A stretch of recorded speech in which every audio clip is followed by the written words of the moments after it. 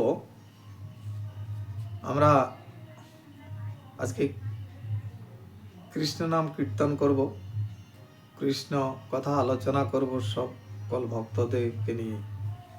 সর্বকৃষ্ণ ভক্তরের চরণে আমার শতকোটি প্রণাম নিবেদন। অগ যদি করিবে কৃষ্ণ নাম সাধু সঙ্গ কর, ভক্তি মুক্তি সিদ্ধি বাঞ্ছা দূরে পরিহর। কৃষ্ণ নাম করতে, সাধু সঙ্গ করতে, ভক্তি মুক্তি সিদ্ধি বাঞ্ছা আশা করতে নেই। দশয় অপরাধ তেজ মানয় অপমান, অনাসক্তি বিষয় ভুঞ্জ লহ কৃষ্ণ নাম। 10 অপরাধ থেকে মুক্ত হয়ে অনাসক্তি ভাবে আমি গোবিন্দের কাছে কিছু চাই না, কেবল আমি গোবিন্দর পদাশ্রয় চাই, সেভাবে যদি লোভ লালসা কাম ক্রোধ সব ছেড়ে কৃষ্ণ নাম নেয়, তাহলে কৃষ্ণ লাভ হবে, সে সাধু সঙ্গ করা হবে। কৃষ্ণ ভক্তির অনুকূল সব কর স্বীকার,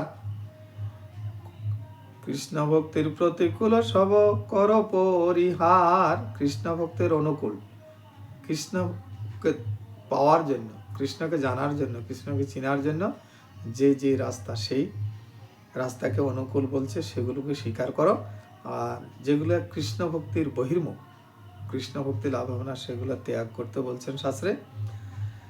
জ্ঞান যোগ চেষ্টা ছাড়া আর কর্ম সঙ্গ, মর্কট বৈরাগ্য তেজ যাতে দেহ রঙ্গ। যে যাকে দেখলে মুখে কৃষ্ণ নাম না আসবে, তার সঙ্গ পরিত্যাগ করতে বলছে। আগো কৃষ্ণ আমায় পালে রাখে, জানো সর্বকাল, আত্ম নিবেদন দৈন্যে গোছাও জঞ্জাল। সাধু পাওয়া কষ্ট বড় জীবের জানিয়া, সাধু ভক্ত রূপে কৃষ্ণ আইল নদিয়া। বলছে সাধু পাওয়া কষ্ট, তাই জীবকে কৃপা করে ভগবান নদিয়াতে অবতীর্ণ হলেন। সাধু ভক্ত রূপে কৃষ্ণ আইল নদিয়া। গৌরপদয় আশ্রয় কর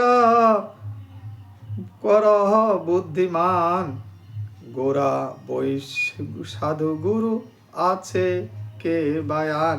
তাই শাস্ত্রে বলছে আমাদের সবাইকে গৌরপদ আশ্রিত করতে হবে, এবং বুদ্ধিমানেরাই তাই করে। গোরা বই, গৌরাঙ্গ মহাপ্রভু ছাড়া আর এই জগতে সাধু কেউ নেই, গুরু কেউ নেই। গৌরাঙ্গের আশ্রিত, গৌরাঙ্গের মহাপ্রভুর অনুকরণে যারা চলছে, তাদের আশ্রয়ে আশ্রিত হলে আমাদের আত্মমুক্তির